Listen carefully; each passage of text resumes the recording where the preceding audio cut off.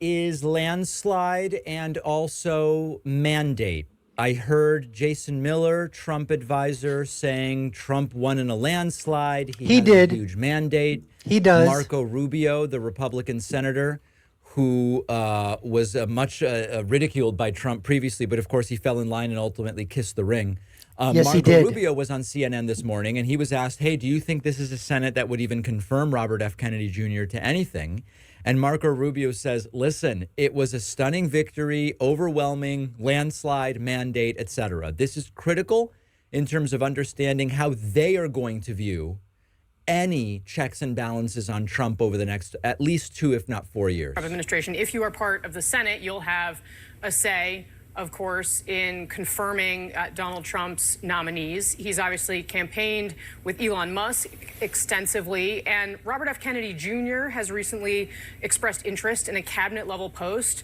Do you think the Senate would confirm him to a cabinet-level post? They better damn do it. Well, I think the Senate's going to give great deference to a president that just won a stunning, what I think is an electoral college landslide when all is said and done, and a mandate. And he's being given a mandate to govern. And I think presidents who are given a mandate to govern deserve from the Senate the opportunity to surround themselves with people that are going to help them execute their policies. We have to understand the job of anybody that President-elect Trump puts in place. The job of those people is not to be a check on Donald Trump or to control him. It is to help carry out what the American people have sent them there to do. And that, folks, that from Marco Rubio is exactly the premise that needs to be taken by all those leftists, all those progressives, all those socialist Marxists, all those Democrats, all those leftist lunatic losers. They need to understand the people that he surrounds himself. Of course, people talk, you want a yes man, yes man. These people, of course, are going to have differences and whatever. But when Donald Trump basically says, this is what I want done, that's in direct order from your commander-in-chief, from the President of the United States of America. Your job then is not to say, oh, I'm not good. If you don't want to do it, hand in your resignation and don't let the door hit your ass on the way out. This is what people like David the Pakman don't understand. Or those on MSDNC. Or anything but conservative ABC, or never been conservative NBC, or the Cabal Broadcasting System, CBS, or any of the alphabet networks. They're thinking that, oh, Donald Trump or TYT sank the jank with the young Turks. Oh, he's going to be putting people over there that are going to be doing his bidding. Of course, as Sank the Jank says. Of course. Donald Trump is going to be putting in people. What do you think? He's going to put in people that don't want to do what he wants to do? What are you guys, retarded? Oh my God, David the Pakman, I can't wait to hear. This is why you're losing subscribers, David. Continue on down this lane. After my show is over, my reaction, you're going to lose another 5,000. Sent them there to do in a pretty overwhelming fashion by modern standards. So I do think that that's important. Obviously, you have to be qualified and all these sorts of things.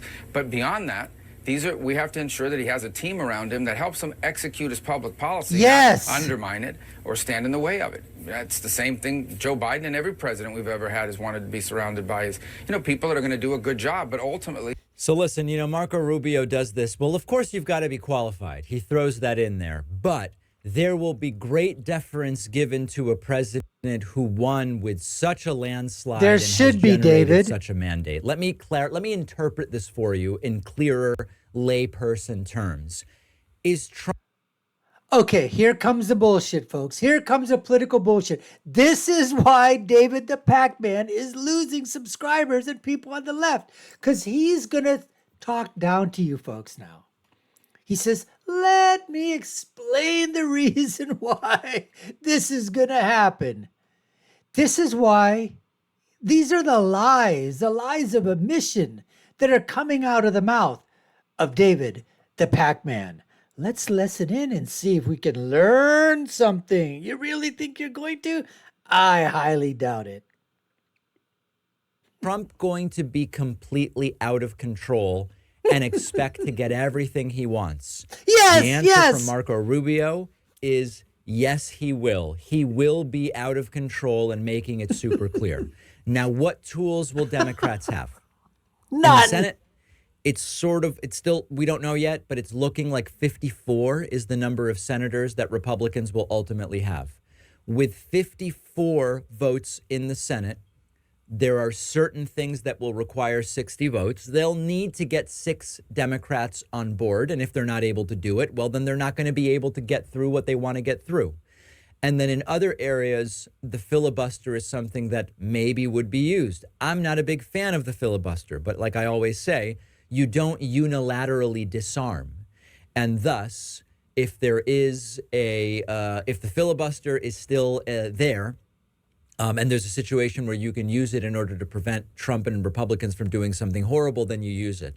But we need to, I always am about where would I like to be, but we also have to exist where we are. And where we are is that with this Screwed. potentially You're screwed, David. 312 electoral vote victory for Donald Trump, we are potentially in a situation where he is going to be completely disinhibited, that the potentially 54 Republican senators are likewise going to be saying he gets whatever he wants. He's the king of the party.